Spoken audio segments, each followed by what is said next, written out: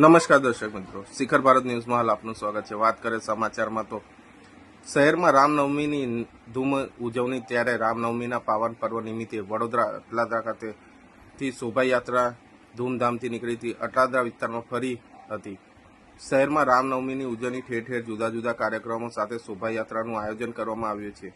ત્યારે આજે વડોદરા શહેરના અટલાદરા વિસ્તારમાં શ્રી જલા સાઈ સેવક સમિતિ જલારામ મંદિર થતા જય ભવાની ગ્રુપ પ્રમુખ રાજુભાઈ ઠક્કર, વિપુલભાઈ ચૌહાણ તથા મોટી સંખ્યામાં કાર્યકરો સહિતથી શોભાયાત્રા નીકળી હતી અને વિશાળ શોભાયાત્રાથી અટલાદરા વિસ્તારમાં અલગ અલગ વિસ્તારમાં શોભાયાત્રા થઈ ગઈ હતી। મોટી સંખ્યામાં શોભાયાત્રા રહીશોમાં જોડાયા હતા। સાંજે ડાયરો અને આવતીકાલે ભંડારાનું આયોજન કરવામાં આવ્યું હતું।